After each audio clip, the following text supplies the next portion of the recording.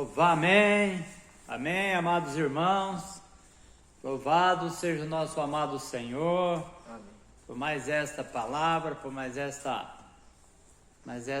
reunião, amém. Nós somos gratos ao Senhor porque Ele tem se revelado a nós, amém. Nós vamos falar sobre o livro 4, né? Da série A Igreja, Coluna e Base da Verdade. Então o tema dessa mensagem é combater o bom combate. Ministrada pelo irmão Ezra. Senhor Jesus. Então nós vamos falar sobre um versículo que todos conhecem. 2 Timóteo capítulo 4, versículo 7.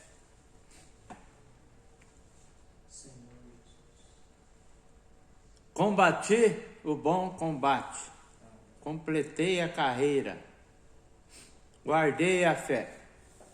Senhor Jesus. Então essa foi a experiência de Paulo no final dos tempos, no final da carreira dele.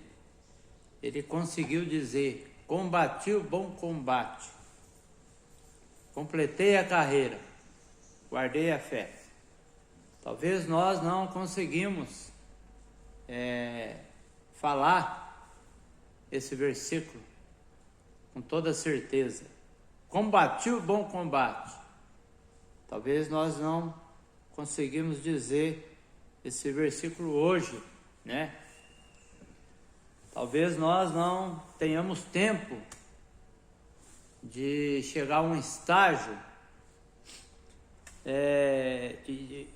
de maturidade e perfeição, assim como Paulo conseguiu chegar. Mas o que importa, irmãos, é o nosso estado, né? Se nós estamos buscando ou não. Então, aqui, nessa palavra combati, é um verbo, e o bom combate é um substantivo. E esse verbo, né, no grego, significa agozinomai, significa competir nos jogos, luta corporal e por aí assim. Então, é uma competição. E tem um outro versículo, Filipenses, capítulo 3, versículo 12.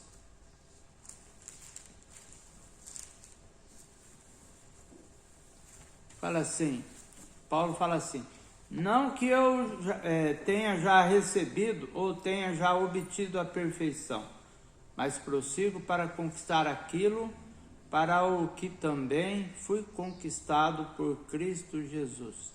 Então Paulo disse assim: irmãos, quanto a mim não julgo havê-lo alcançado, mas uma coisa faço, esquecendo-me das coisas que para trás ficam e avançando para as que diante de mim estão, prossigo para o alvo, para o prêmio da soberana vocação de Deus em Cristo Jesus. Então quando Paulo escreveu Filipenses, foi no ano 61 depois de Cristo, né? 61 a 63 ele ficou preso numa prisão domiciliar em Roma. Então foi quando ele escreveu Filipenses. Naquele tempo ele não havia conquistado o estágio de maturidade e perfeição, mas o estado dele foi o que ele disse depois: mas uma coisa faço, esqueço-me das coisas que ficaram para trás e prossigo para o alvo. Por que ele disse isso? Porque se eu ficar olhando a minha condição, eu vou desanimar. Sim. Correto? Mas o Senhor, pela misericórdia do Senhor, essa palavra chegou a nós. Não importa se nós teremos um tempo de ter esse crescimento, né? de chegar ao estágio de maturidade e perfeição. O que importa é o nosso estado, né? Se estamos competindo, se estamos correndo a carreira. Não importa se chegamos ao final, mas se estamos correndo, né? Muitos irmãos que estavam correndo conosco já não correm mais, se afastou da vida da igreja por causa de uma razão aqui, por causa de uma razão ali. Então nós devemos olhar para nós e não desistir de correr essa carreira, porque se nós não tivermos tempo de chegar a um estágio de maturidade e perfeição, que o Senhor nos encontre correndo, e aí nós podemos ser vencedores, certo? Questão do estágio, aqui no versículo 8 fala assim: já agora a coroa da justiça me está guardada, a qual o Senhor, reto juiz, me dará naquele dia, e não somente a mim, mas também a todos quanto amam a sua vinda. Então, irmãos, veja bem, aqui Paulo diz que a coroa da justiça está guardada, certo? Coroa da justiça quer dizer que ele caminhou até o final e ele conquistou a coroa da justiça, né? Coroa da justiça diz respeito ao galardão, que é o estágio. Agora, o estado diz respeito a ser vencedor. Senhor Jesus. Então veja bem, lá em Apocalipse, eu vou ler o versículo para os irmãos ter uma noção do que o Senhor falou para nós. Apocalipse capítulo 3, versículo 11, disse assim. Não, peraí. Estou no livro errado. 3, 11, aí achei. Ele fala assim, ó: venho sem demora, conserva o que tens, para que ninguém tome a tua coroa. Então, nós já temos uma coroa, está nas nossas mãos, né? Mas se nós deixarmos de correr essa carreira, alguém pode nos tomar essa coroa. Então essa coroa, o Senhor naquele dia vai colocar na nossa cabeça para reinarmos, se continuarmos correndo a carreira. Então, o estágio aqui representa o galardão naquele dia, né? A condição que o irmão está. Ele completou a carreira, ele chegou até o final. Então Deus tem um plano para ele no reino, tem um galardão que ele alcançou. Mas o importante para nós, irmãos, é entrar no reino, é ser vencedor. Para isso, se nós não tivermos tempo de completar essa carreira, o importante é se nós continuamos correndo. Se estamos correndo e não paramos de correr. Senhor Jesus. Amém. Senhor Jesus. Então Paulo, no ano 67 a 68, ele estava preso pela última vez em Roma. E naquele tempo, o imperador Nero, César Nero, ele colocou fogo em Roma e pôs a culpa nos cristãos. E para agradar os romanos, ele prendeu Paulo. E Paulo sabia que o fim dele estava próximo. Por isso que ele diz: já estou sendo oferecido por libação, né? Então, ele sabia que ele seria martirizado, que ele estava no final. Mas ele também teve a visão de que ele completou a carreira, né? Que a coroa da justiça já estava guardada para ele. Coroa da justiça, irmãos. Senhor Jesus, Senhor Jesus. Então, aqui em 1 Timóteo, capítulo 1, versículo 18, fala assim: este é o dever que te encarrega, ó filho Timóteo, segundo as profecias que antecipadamente fosse objeto. Combate firmado nelas, o bom combate. Então aqui, irmãos, diz respeito ao estado, né? Que combate é um substantivo. Então,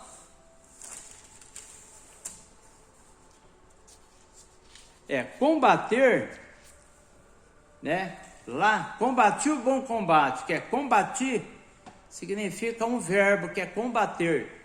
Então diz respeito ao estado, certo? Né?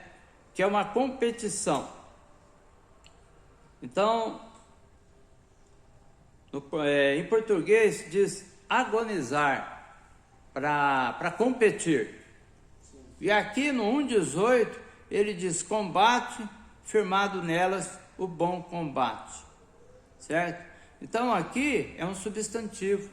Então diz respeito ao estágio, né? Que significa a palavra agon, né? Que é uma batalha, uma guerra, né? E diz respeito também, e fala também sobre uma palavra estratelmai. Aliás, estratelma estratelmai, que significa lutar na guerra, né? Então, irmãos, tanto é uma competição, o combate, combater o bom combate, como também é uma guerra. Então hoje nós estamos numa guerra aqui na Terra, certo? Essa guerra, esse combate é contra quem? É contra os principados e potestades, certo?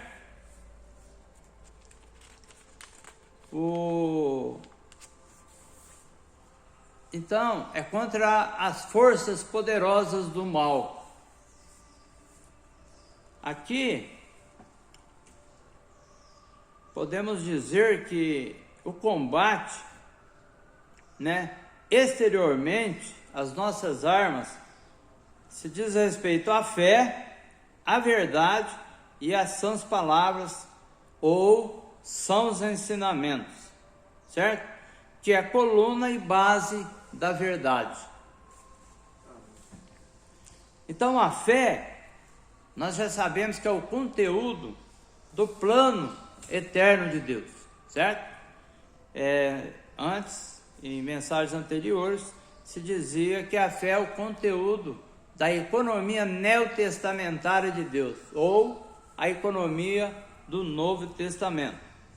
E o conteúdo da fé é a verdade, certo? O que é a verdade? É a palavra, que é as sãs palavras. A verdade são as sãs palavras ou os sãos ensinamentos, certo?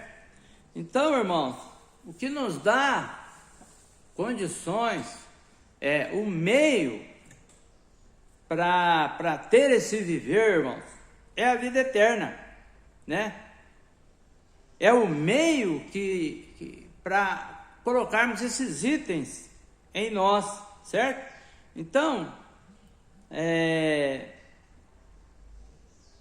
a fé, a verdade e as sãs palavras estão fora de nós, mas quando entra em nós, aí interiormente em nós, podemos dizer que aí se torna a piedade, a fé objetiva e a consciência. Então, a piedade é nós expressarmos Deus na nossa carne, certo? A fé subjetiva é o ato de crer. A fé objetiva está fora. Quando entrou em nós, ela se torna a fé subjetiva.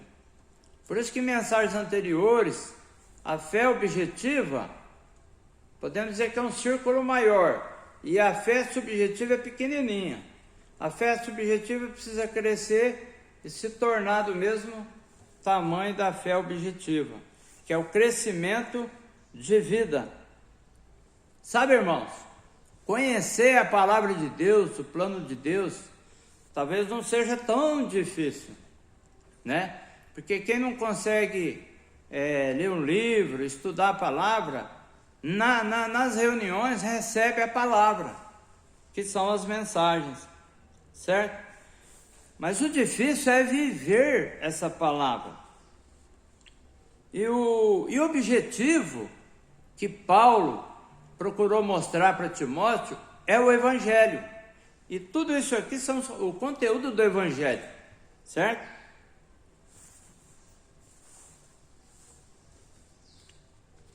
Aqui, 1 Timóteo 4,14, fala assim, Paulo fala para Timóteo, não te faças negligente para com o dom que há em ti, o qual te foi concedido mediante profecia, com a imposição das mãos do presbitério. Então veja bem, Paulo estava dizendo para Timóteo, não te faças negligente com o dom que há em ti, o qual te foi concedido. O que foi concedido para Timóteo? Essas profecias que são as sãs palavras, né? Ou os sãos ensinamentos. Então, quando nós recebemos a palavra, nós não podemos ser negligentes, irmãos. Nós temos que ter esse viver. Nós temos que deixar o mundo, né, para trás e buscar viver nesse evangelho, certo? Senhor Jesus, Senhor Jesus. Amém. Às vezes nós ouvimos a palavra e preferimos não crer, sim, por não agir de acordo com a palavra. Não adianta você acreditar e não ter uma mudança de vida no teu viver. Não adianta eu ouvir a palavra e a minha vida continua a mesma. Não, eu tenho que ter uma mudança de viver, né? Senhor Jesus, por isso nós precisamos orar ao Senhor. Senhor, conceda-me esse viver. Eu não tenho condições de conseguir viver dessa maneira. Talvez, irmãos, nós não conseguimos, mas o Senhor, aliás, nós por nós mesmos nós não conseguimos, mas o Senhor em nós consegue. A questão é se nós buscamos no Senhor esse viver, certo? Então, esse foi o encargo que Paulo deu a Timóteo, né? Esse encargo foi o Evangelho, né?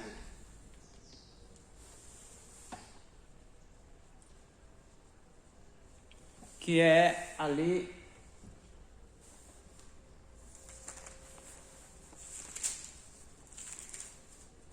que é 1 Timóteo 1,18. Ele fala, esse é o dever que te encarrego, ó filho Timóteo. Então esse foi o encargo, né? O encargo que ele deu a Timóteo foi o Evangelho. Sim. E esse é o encargo, irmãos, que o Senhor tem dado para nós. Correto? O Senhor deu para mim esse encargo, deu para você, deu para todos os irmãos. Então, o Senhor está falando para nós, esse é o dever que te encarrego, Tomé, viver esse evangelho e levar esse evangelho para as pessoas, porque elas também estão precisando. Esse combate, que é um substantivo, também é estratégia, que significa estratégia, certo?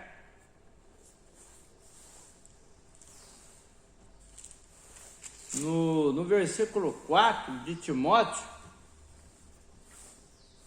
Paulo fala para Timóteo, nem se ocupem com fábulas e genealogias sem fim, que antes promove discussões do que o serviço de Deus na fé.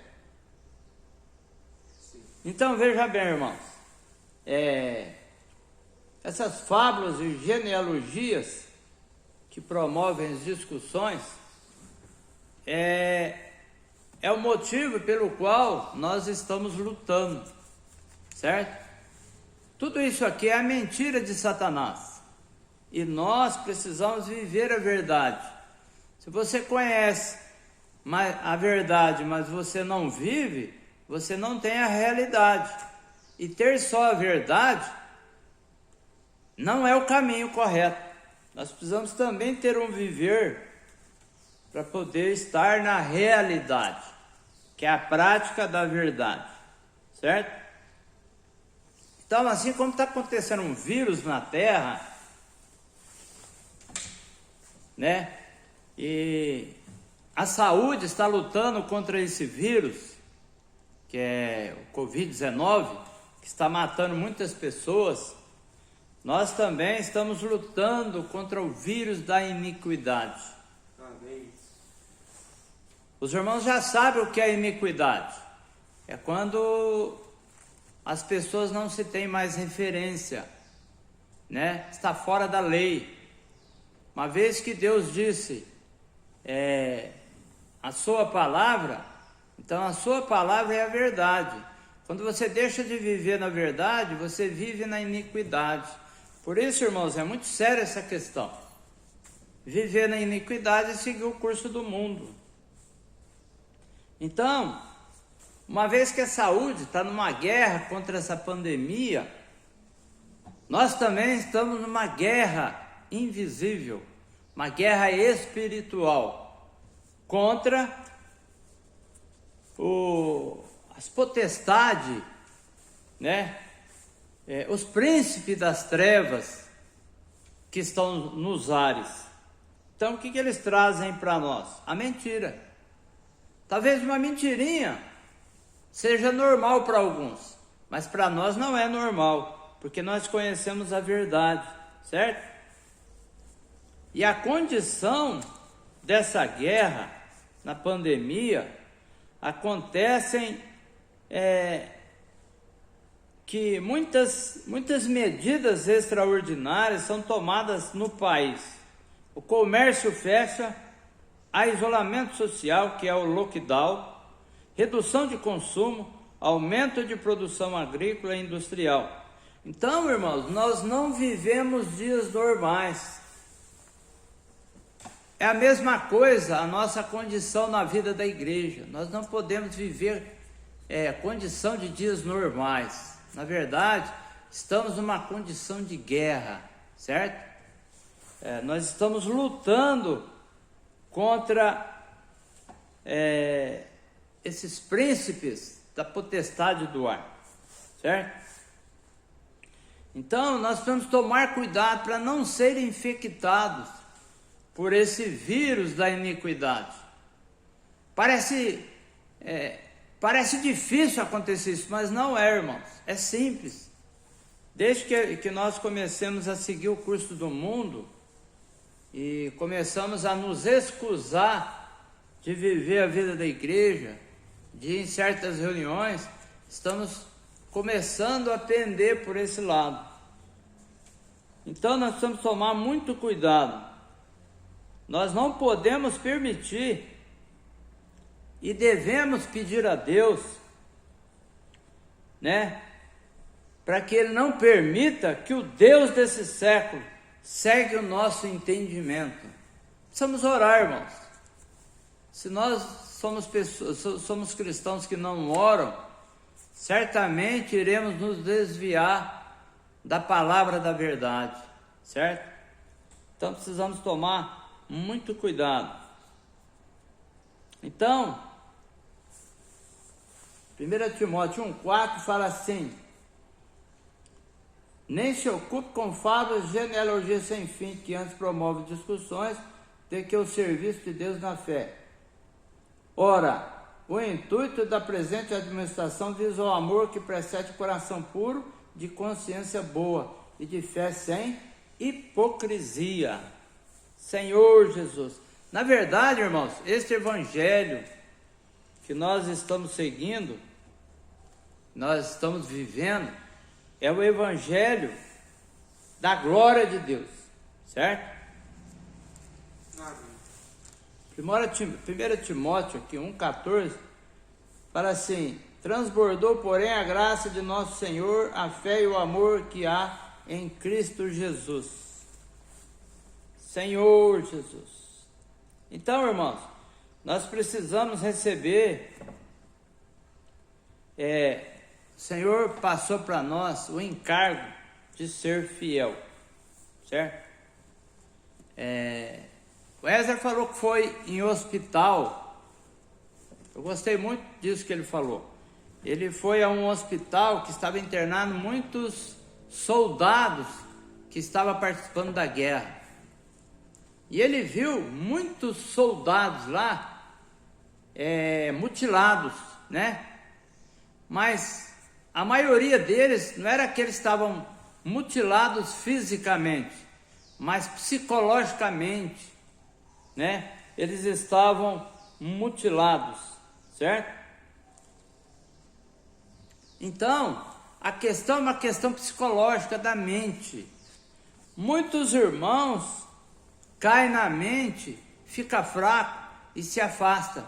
Quer dizer, estão nos hospitais em casa e precisa da nossa ajuda. Nós temos que ir não só atrás dos incrédulos, mas atrás desses irmãos que estão afastados, que psicologicamente são enfermos, são soldados que precisa, né, da medicação. E a medicação correta é a palavra. Amém. Certo? Na verdade, irmãos, Deus nos deu uma comissão, certo? Nós somos comissionados. Ser fiel, irmãos, significa cumprir uma comissão que Deus nos deu. Então, por exemplo, nós somos membros do corpo de Cristo, certo? E eu gostaria de ser como alguns irmãos são na vida da igreja. Eu, quando olho para esses irmãos, eu me sinto inadequado. Eu me sinto fraco, certo? Eu gostaria de ser como alguns irmãos são, mas eu não sou. Infelizmente eu não sou. Eu ficava muito triste com isso no início da minha vida cristã. Mas além em Romanos 12, fala que o pé não tem condição de ser a mão. Talvez o pé queira ser a mão. Mas na verdade, o pé tem uma função, a mão tem outra. Talvez o pé não consiga fazer o que a mão faz, mas também a mão não faz o que o pé faz. Então Deus colocou cada membro no corpo de maneira correta, para que cada membro tenha a sua função. Nós não precisamos fazer o que os irmãos responsáveis fazem, porque eles trabalham muito. Eu fico até envergonhado de tanto que eles trabalham e eu trabalho menos, né? Mas essa palavra me confortou, porque eu não sou como os irmãos responsáveis, né? Eles trabalham muito, eu trabalho menos, mas o pé tem uma função, certo? E a mão, talvez a mão esquerda gostaria de ser a mão direita, mas a mão esquerda faz coisas que a mão direita não consegue fazer. Então, essa tem uma função e essa tem outra. Senhor Jesus. Então, irmãos, temos que entender que somos importantes no corpo de Cristo e também somos indispensáveis, certo? Você é importante e você é indispensável. Deus precisa de você. Eu preciso de vocês. Vocês precisam de mim. Sabe, cada membro do corpo é importante no corpo, certo? É indispensável no corpo. Não temos tempo de ir em Romanos 12 por causa do tempo, mas os irmãos podem ir lá dar uma olhada, certo? Então, irmãos, talvez você não consiga entender qual é a tua missão. Então, vá diante do Senhor. Senhor, qual é a minha missão como membro do corpo? Então, eu vou várias vezes no Senhor. Senhor, qual é a minha missão? Né? Antigamente, no início da igreja, tinha irmãos que queriam fazer tudo. No final, ele se afastava da vida da igreja, porque não conseguia.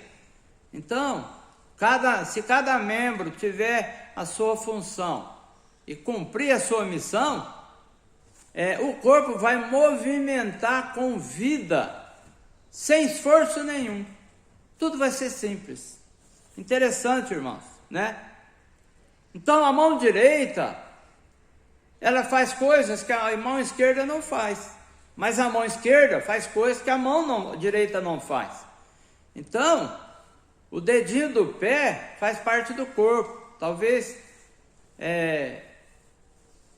nós não lembramos que ele existe. Mas quando você bate o pé e machuca, todo o corpo vai socorrer o dedo, certo? Então você é importante e você é indispensável. Senhor Jesus. Amém. Senhor Jesus. Então, irmãos, 1 Coríntios aqui, aliás, 1 Timóteo capítulo 1, versículo 1, fala assim: Paulo, apóstolo de Cristo Jesus, pelo mandato de Deus. Nas outras epístolas, não tem a palavra mandato. Não tem a palavra mandato, certo? Por quê, irmãos? Porque nós estamos no tempo do fim. Então, há urgência para que nós possamos cumprir, correr essa carreira, certo?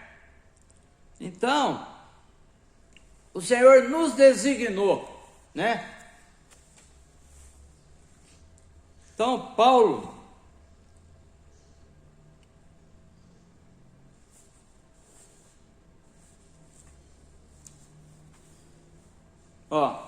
então Paulo,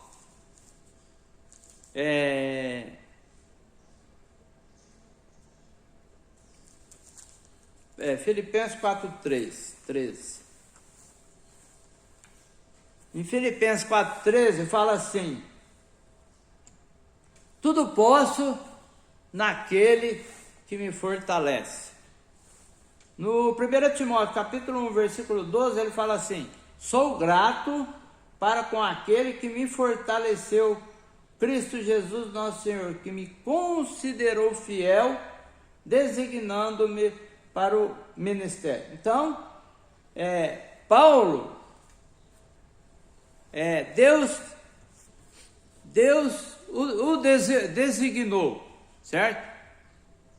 Então Paulo deu mandato para Timóteo, mas ele também foi designado. Só que aqui Paulo está falando que ele o fortaleceu para ele concluir a carreira dele. Então eu fui designado, você foi designado, mas o Senhor tem nos fortalecido para cumprir essa carreira, certo? E Paulo, ele disse: eu não era fiel. O que ele fala aqui?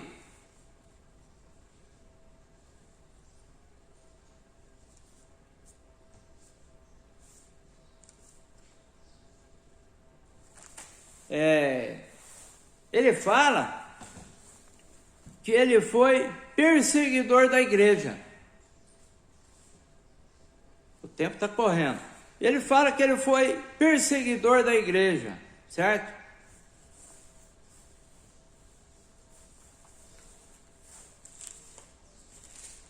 Deixa eu ver se eu acho o versículo aqui.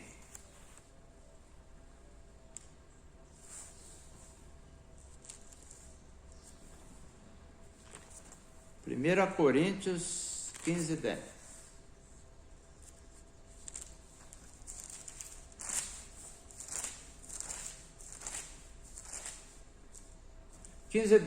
Ele fala assim: mas pela graça de Deus sou o que sou, e sua graça que me foi concedida não se tornou vã. Antes trabalhei muito mais que todos eles, todavia não eu, mas a graça de Deus comigo. E aqui, 1 Timóteo 1,13, ele fala assim: a mim, que no outro tempo era blasfemo e perseguidor e insolente, mas obtive misericórdia, pois o fiz na ignorância, na incredulidade. Então veja bem, irmãos, Paulo, ele era infiel.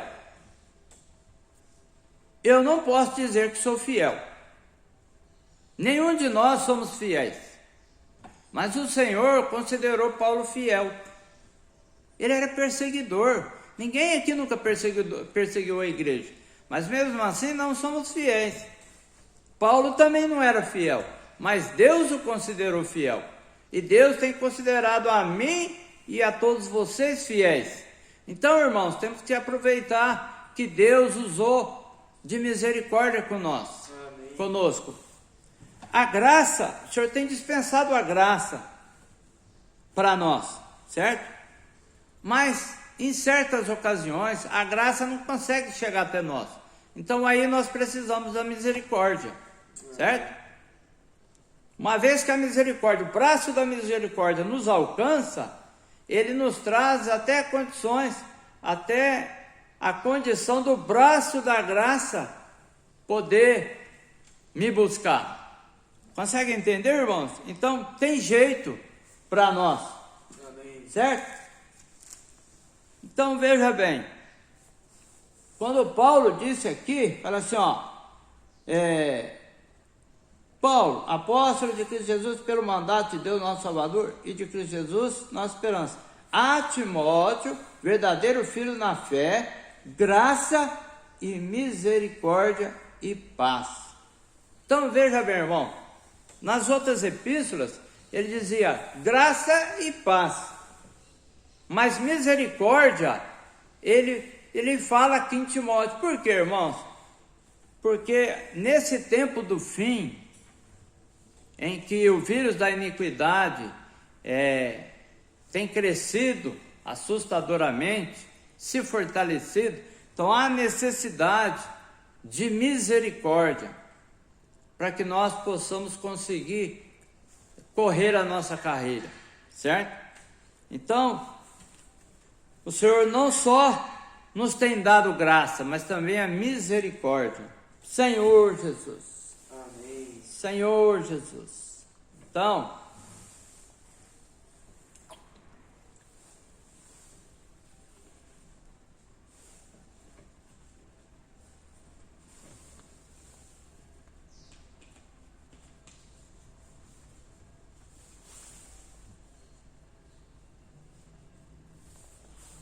Então, irmãos, o Senhor nos chamou e nos justificou. Amém. Você se sente fraco? Você se sente fraco? Eu me sinto fraco. Paulo falou para o Senhor, né? O Senhor permitiu um espinho na carne de Paulo e ele disse, Senhor, tira de mim esse espinho, né? Me livra dele. Aí o Senhor falou assim, a minha graça te basta. Então não importa o que nós estejamos passando, irmãos, a graça do Senhor tem chegado até nós. E a graça do Senhor é suficiente para nós passarmos pela condição que estamos passando. Amém. Senhor Jesus, amém. Nós precisamos entender, irmãos, que a palavra é fiel, certo? Aqui em Timóteo, Paulo fala, fiel é a palavra, certo? Essa palavra, fiel é a palavra, aparece nas epístolas de Timóteo e Tito,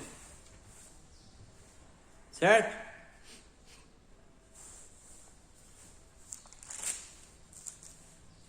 Aqui, 1 Timóteo capítulo 1, versículo 3, 1 Timóteo capítulo 3, versículo 1 fala assim, fiel é a palavra, se alguém aspira ao episcopado, excelente obra almeja. Então, irmão, tem outros versículos que falam também que a palavra é fiel, certo? Então, a palavra, ela é fiel a tal ponto, irmãos, que nós não precisamos acrescentar nada nosso. a religião é assim, né? O cristão mistura muitas coisas junto com a palavra. Mas na vida da igreja, a palavra é pura, assim como a farinha é pura, né? Para fazer o pão, que é o pão asmo, sem fermento. Então não tem mistura a palavra fiel que vem do Senhor. E outra coisa também que o Senhor tem falado para nós, Ele fala assim, que nós devemos tomar posse da vida eterna. 1 Timóteo capítulo 6, versículo 12, fala assim: combate o bom combate da fé, toma posse da vida eterna, para a qual também foste chamado e de que fizeste a boa confissão perante muitas testemunhas. Então, toma posse da vida eterna, certo? Amém. Irmãos, se alguém perguntar para nós se nós temos a vida eterna, a resposta é sim, nós temos a vida eterna, certo? Só que essa vida eterna, ela foi comprada por Cristo na cruz. Mas aqui, ele fala que nós podemos tomar posse da vida eterna hoje, certo? Não é só na Nova Jerusalém, depois do milênio, mas é agora, certo? A vida eterna, ela é suficiente para quem vive na morte. A única coisa que as pessoas têm é a morte eterna, né? As pessoas já estão condenadas à morte eterna, mas quando o evangelho da vida eterna chega até eles são transferidos para a vida eterna. E o nome é escrito no livro da vida. Que maravilhoso, irmãos. Mas nós podemos tomar posse da vida eterna para conseguir ser vencedor e entrar na posse do reino. Certo? Então o Senhor tem nos dado uma visão sobre a economia de Deus, sobre o plano universal de Deus, né? Paulo teve essa visão e ele passou para nós, e o Senhor nos deu a revelação nessa era. Deus deseja que todos sejam salvos e cheguem ao pleno conhecimento da verdade. Então é isso que nós devemos levar para as pessoas, né? Só que nós temos que também ir atrás dos irmãos que estão afastados. Assim como o filho pródigo voltou para casa, nós temos que trazer esses irmãos para casa novamente, que a casa deles é a vida da igreja. Senhor Jesus, nós já temos a vida eterna, mas podemos tomar posse da vida eterna, porque a igreja, ela está em declínio, certo? Senhor Jesus. Amém. Mateus capítulo 19. Mateus capítulo 19.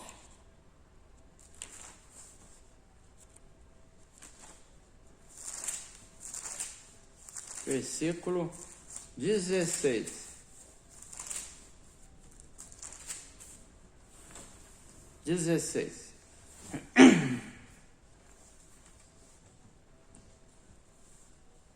Então, o Senhor Jesus fala assim, ó: eis que alguém aproximando-lhe, ele perguntou: mestre, que farei eu de bom para alcançar a vida eterna? Respondeu-lhe Jesus: por que me perguntas acerca do que é bom? Bom só existe um.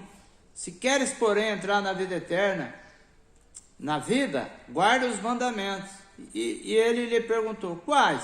Respondeu Jesus: não matarás, não adulterarás, não furtarás, não dirás falso testemunho, honra teu pai e tua mãe e amarás o teu próximo como a ti mesmo. Replicou-lhe o jovem: tudo isso tenho observado. Que me falta ainda? Disse-lhe Jesus: se queres ser perfeito, vai, vende os teus bens, dá aos pobres e terás um tesouro no céu. Depois vem, segue-me. Tendo, porém, o jovem ouvido essa palavra, retirou-se triste, por ser dono de muitas propriedades. Então disse Jesus a seus discípulos: em verdade vos digo que um rico dificilmente entrará no reino dos céus. Então essa palavra, irmão, toma posse da vida eterna, é o que aconteceu nesse episódio aqui do rico, certo? Ali em Marcos também tem a mesma passagem, que ele fala para o rico, o Senhor fala para o rico, ainda te falta uma coisa. Se você viver a vida da igreja de acordo com o que tem que viver, irmãos, sempre vai faltar alguma coisa para você tomar posse da vida eterna. Então o caminho é você estar correndo a carreira. Amém. Certo? Você está vivendo a vida da igreja segundo as normas, sabe? Viver a vida da igreja não é segundo o que eu quero, a minha maneira, segundo o meu desejo, né? Muita gente não concorda com certas coisas, mas a palavra é fiel. Sim. E eu preciso viver segundo as normas, certo? Para poder conseguir completar a minha carreira. Muitos irmãos se afastou da vida da igreja, porque não concordou com isso ou com aquilo, e hoje estão nesse hospital aí. Quem sabe um dia podemos trazer eles de volta. Senhor Jesus, não se enredar com negócios dessa vida. Sabe, irmão, nosso combate não é segundo a carne. 1 Coríntios, deixa eu ver aqui. Não, 2 Coríntios, capítulo 10. Versículo 3. Fala assim: porque embora andando na carne, não militamos segundo o Espírito. Militar é lutar, é guerrear, certo?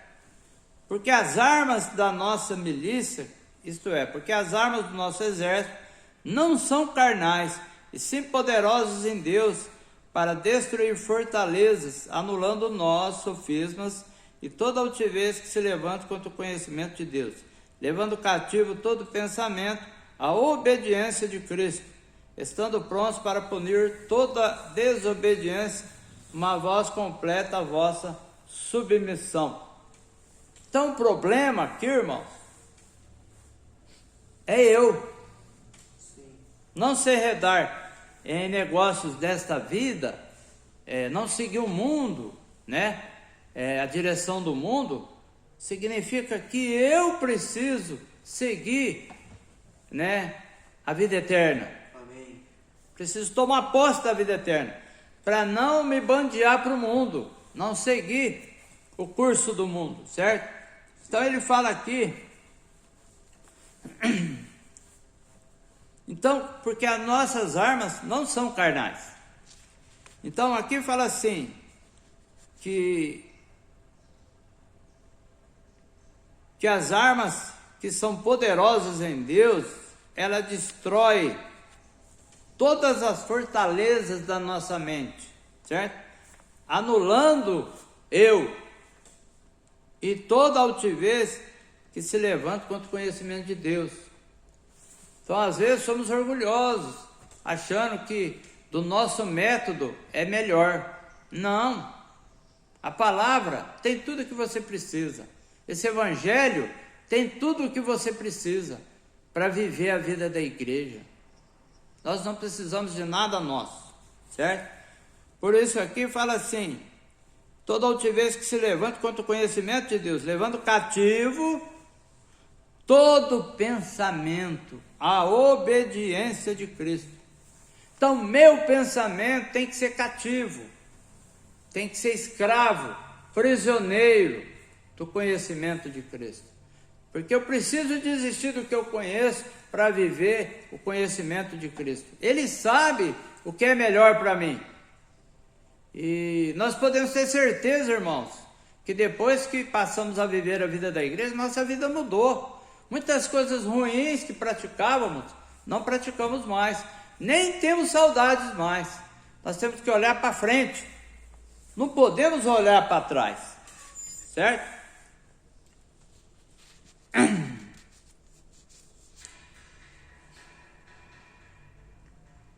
Então, irmãos, não podemos, a nossa luta é contra, nós estamos guerreando contra os ensinamentos diferentes, né, que nós falamos naquela hora, contra as ideologias, fake news, bombardeios da mídia.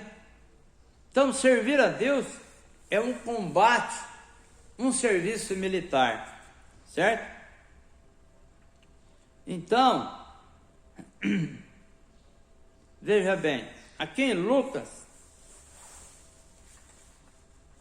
temos um tempinho, dá para nós lermos esses versículos. Em Lucas,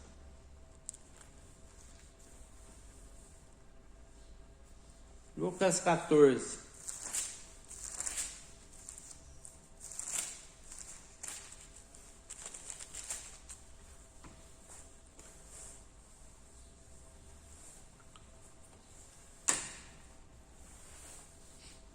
(17)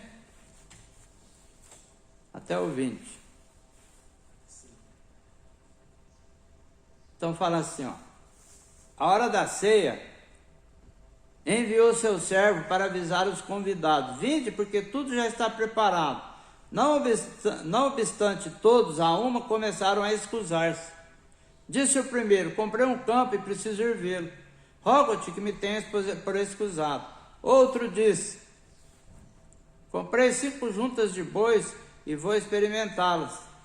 Rogo-te que me tenhas por escusado. E outro disse: casei-me, por isso não posso ir. Então, irmãos, cada um aqui, né?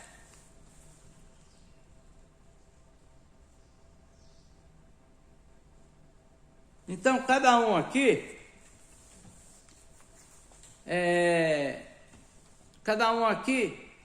tinha algo para fazer. Eu tenho mandado o alimento diário para muitas pessoas. E uma delas, eu tive contato ontem à tarde. Então eu falei: e aí, você está ouvindo os alimentos diários? Ela é irmã, já foi batizada. Eu falei: então, rapaz, eu não estou tendo tempo. Consegue entender, irmão? Nós precisamos ter tempo, certo? Senhor Jesus,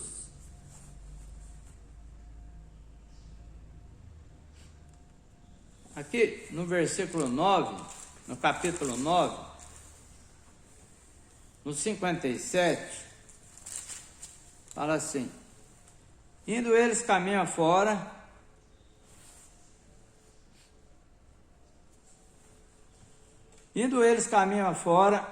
alguém lhe disse: seguir-te-ei para onde quer que fores. Mas Jesus lhe respondeu: as raposas têm seus covis e as aves do céu ninhos, mas o Filho do Homem não tem onde se reclinar a cabeça. A outro disse Jesus: segue-me. Ele, porém, respondeu: permite-me ir primeiro sepultar meu pai. Mas Jesus insistiu: deixa os mortos sepultar os seus próprios mortos. Tu, porém, vai e prega o reino de Deus. E outro lhe disse: seguir-te-ei, Senhor, mas deixa-me primeiro despedir-me dos de casa. Mas Jesus replicou: ninguém que, tendo posto a mão no arado, olha para trás, é apto para o reino de Deus. Então, veja bem, uma vez que você põe a mão no arado, você deve seguir o Senhor e pregar o Evangelho, certo? Nós temos que ter tempo